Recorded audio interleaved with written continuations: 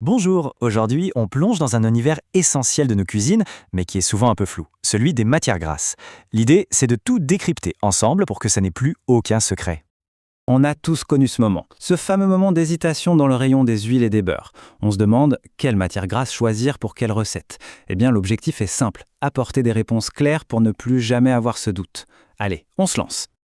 Pour bien comprendre, rien de tel que de commencer par le début. D'où viennent exactement ces matières grasses? Comment on les fabrique?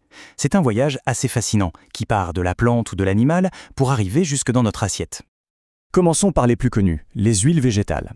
Comme leur nom l'indique, elles proviennent directement de la nature, de plantes particulièrement riches en huile qu'on appelle des oléagineuses. Pensez au tournesol, au colza, à l'olive bien sûr, la liste est vraiment longue.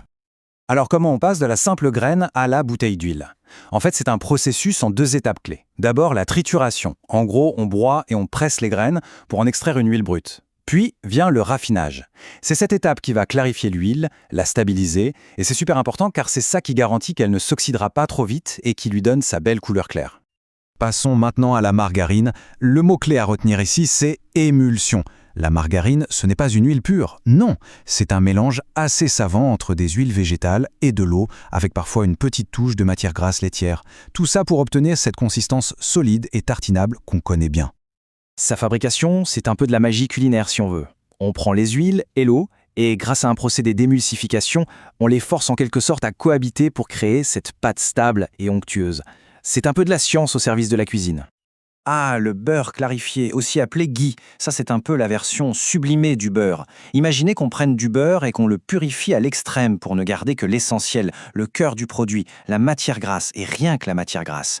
On enlève tout le reste, c'est-à-dire l'eau et les autres composants du lait. Le processus est presque apaisant. On chauffe le beurre, mais alors très doucement.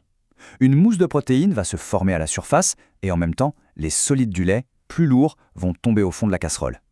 On retire délicatement ces deux couches et hop, on ne garde que cette magnifique matière grasse, dorée et pure. Le secret, c'est que ça lui donne un point de fumée bien plus élevé, ce qui le rend parfait pour les cuissons à haute température. Et pour finir ce tour d'horizon des origines, parlons des graisses animales. Le saindoux, qui vient du porc, ou le suif, du bœuf, ce sont des graisses qui sont solides à température ambiante, de vrais concentrés de saveur. On est sur un produit composé à près de 100% de lipides et c'est le secret de pas mal de recettes traditionnelles. Leur fabrication est assez directe finalement. On fait fondre les tissus gras de l'animal, mais de manière très contrôlée, pour bien séparer la graisse liquide des résidus solides. Ensuite, on filtre cette graisse, on la laisse refroidir et elle se solidifie. C'est un procédé qui existe depuis la nuit des temps. Bon, maintenant qu'on sait d'où elles viennent, la grande question c'est comment reconnaître une bonne matière grasse? On va s'intéresser aux critères de qualité, qui touchent aussi bien à la fraîcheur qu'aux apports nutritionnels. Pour ça, il faut faire confiance à ses sens. Une bonne matière grasse, ça ne doit jamais sentir le rance, ni avoir un goût un peu piquant ou métallique. Sa couleur aussi est un bon indice, elle doit être bien uniforme. Et pour les plus pointilleux, un faible indice d'acidité, c'est le signe ultime d'une super fraîcheur. Ça garantit une extraction et une conservation au top. Côté nutritionnel, disons qu'il y a deux grandes équipes. D'un côté, on a les graisses végétales, qui sont pleines d'acides gras insaturés. C'est ce qu'on entend souvent par les bons gras, tout simplement parce qu'ils sont essentiels à notre organisme. De l'autre côté, il y a les graisses animales, elles, plus riches en acides gras saturés. Elles apportent un goût incomparable, c'est certain, mais comme pour toutes les bonnes choses, la clé c'est l'équilibre. Allez, on passe à la partie la plus pratique et sans doute la plus attendue. Concrètement, en cuisine, on fait quoi, avec quoi, comment utiliser chaque matière grasse pour vraiment sublimer un plat? Voilà un tableau qui résume tout parfaitement. Les huiles végétales, elles sont géniales pour les assaisonnements à froid, genre vinaigrette ou mayonnaise, mais aussi pour les cuissons douces. La margarine, c'est l'allié des tartines du matin et de la pâtisserie.